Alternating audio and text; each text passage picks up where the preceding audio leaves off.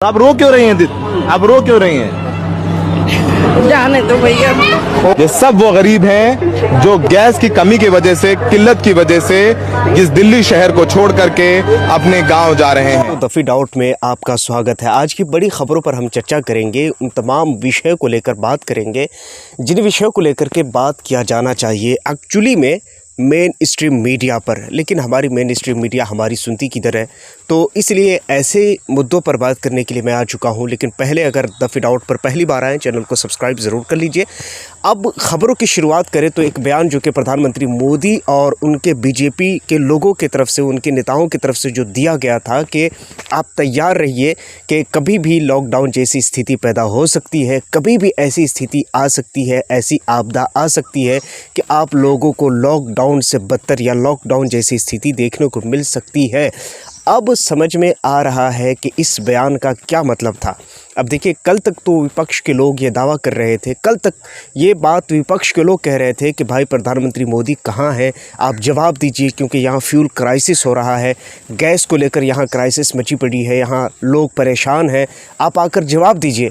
तो सरकार पक्ष के द्वारा ये जवाब दिया जाता था, खुद बल्कि रवि किशन जैसे लोग तो आकर के सीधा कह रहे थे कि आप माताओं बहनों को डराइए मत, आप उनको भ्रमित मत कीजिए, आप उनको परेशान मत कीजिए, यहाँ कोई भी ऐसी चीज़ नहीं है, कोई भी ऐसी समस्या नहीं है कि जिसको लेकर आप लोगों में ये भ्रम पैदा कर रहे हैं। लेकिन अब जाकर के दिल्ली के लोग, अहमदाबाद के लोग, गुजरात के लोग, मुंबई के लोग घरों को छोड़कर बाहर निकल रहे हैं और लोग पलायन करने पर मजबूर हो गए हैं। अब होता क्या है कि शहरों में लोग गैस के बिना खाना नहीं बना सकते। गैस महंगा, जैसे ही एलपीजी महंगा, जैसे ही एलपीजी की क्राइसिस होगी तो वैसे ही शहर में तमाम चीज़ों के दाम बढ़ जाएंगे, खाने पीने की चीज़ है जो बढ़ जाएंगी। प्लस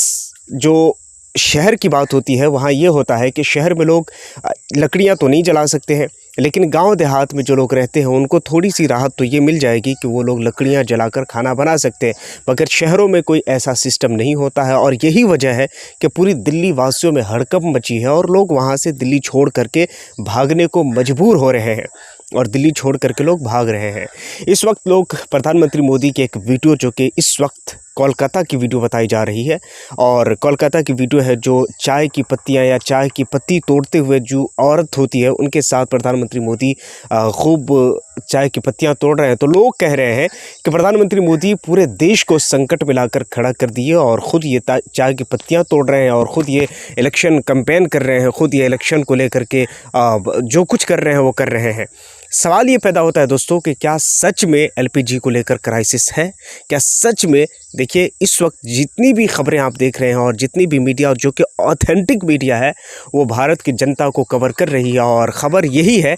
कि इस वक्त एलपीजी की लंबी क्राइसिस है और इसकी सुधार कहीं से भी होती हुई नहीं दिख रही है। हाँ, मैं ज़रूर ये कहना चाहूँगा कि धन्यवाद देना चाहिए उन कश्मीर के मुसलमानों को और उन मुसलमानों को और कुछ उन हमारे हिंदू दोस्तों को जो नॉन मुस्लिम दोस्त हैं उनको, जो भारत में रह करके और वो ईरान का सपोर्ट करते हैं और उन्हीं की वजह से कुछ टैंकर्स जो तेल की थी वो ईरान ने स्ट्रेट ऑफ हॉर्मुज़ के साथ छोड़े हैं। हाँ, ये बात मैं ज़रूर कह सकता हूँ कि ये क्राइसिस जहाँ तक अगर देखा जाए तो भारत में अकॉर्डिंग टू चाइना कुछ ज़्यादा कंपैरेटिवली महंगा पड़ता जा रहा है और उसके पीछे कारण भी है। कारण सीधा ये है कि सैयद आयतुल्लाह अली ख़ामनेई, जिनके मौत के बाद प्रधानमंत्री मोदी साहब ने एक ट्वीट तक नहीं करी और कहीं ना कहीं सोशल मीडिया का ये ज़माना है और ये सारी बातें उन तक ये पहुंच जाती है। ऐसा नहीं है कि हम अगर कुछ करते हैं तो वहाँ तक नहीं पहुंचती है। हम वीडियो बना रहे हैं, ये पूरी दुनिया में भी देखी जा सकती है, अमेरिका हो, रूस हो, चाइना हो,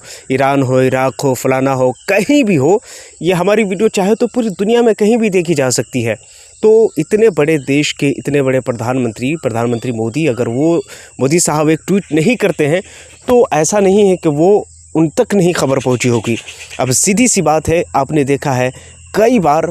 जो ईरान की जो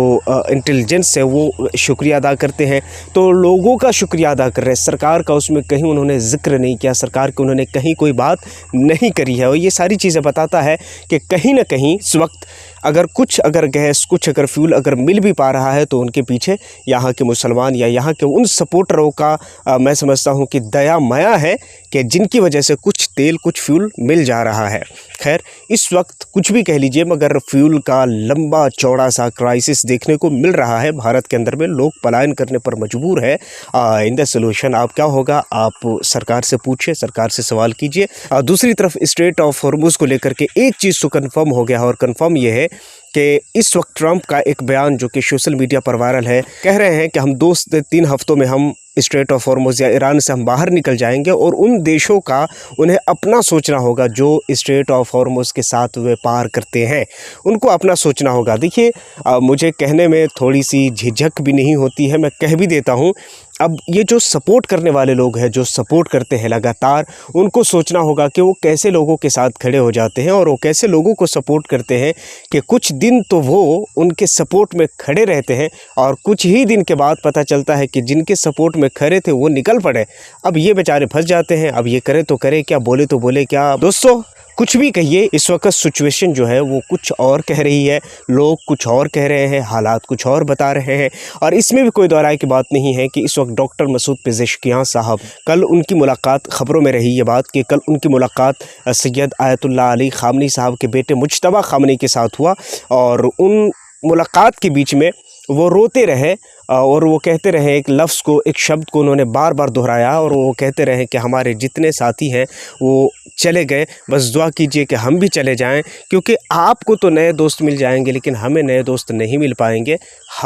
हमारे साथी जितने थे वो निकल गए, हमारे साथी जितने थे वो चले गए हैं, तो दुआ कीजिए कि हम भी चले जाएं। और यही वजह है कि जो डॉक्टर मसूद पेज़ेश्कियान साहब है वो जनता के बीच में निकल कर, देखिए कितना बड़ा ये थ्रेट है, ये देखिए कितनी बड़ी मुसीबत है, लेकिन इन तमाम चीज़ों के बाद भी डॉक्टर मसूद पेज़ेश्कियान साहब छुपने के बजाय, किसी ऐसी जगह पर जाने के बजाय कि जहां पर उनकी जान को सेफ्टी मिले, उनको ख़ुद को सेफ्टी मिले, वो ख़ुद लोगों में आकर के और चिल कर रहे हैं, मौज कर रहे हैं। इन तमाम चीज़ों से ये साफ पता होता है कि ईरान की जो नेता होते हैं वो जनता से कितने क्लोज़ होते हैं। और जो रिजीम चेंज करने की बात हो रही थी और पूरी एड़ी चोटी की ज़ोर लगा चुका इज़राइल और ईरान, लेकिन इन तमाम चीज़ों के बाद भी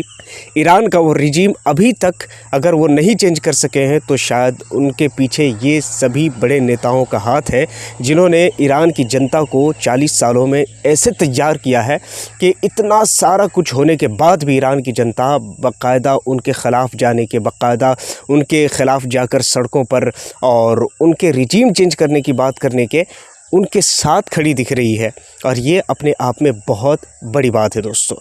दूसरी तरफ एक वीडियो वायरल हो रहा है सोशल मीडिया पर योगी आदित्यनाथ का। योगी आदित्यनाथ कहते हैं ओ बैनर नीचे करो वरना हमेशा के लिए बेरोज़गार कर दिए जाओगे, बैनर नीचे करो, बैनर नीचे करो वरना हमेशा के लिए रोज़गार से बाहर कर दिए जाओगे। ये शब्द, ये लफ्ज़ है उत्तर प्रदेश के सबसे बड़े नेता का, यानी कि सीएम योगी आदित्यनाथ का। ये हालत है दोस्तों लोगों की। अगर आप कह सकते हैं, अगर आप बोल सकते हैं तो बोलिए। आप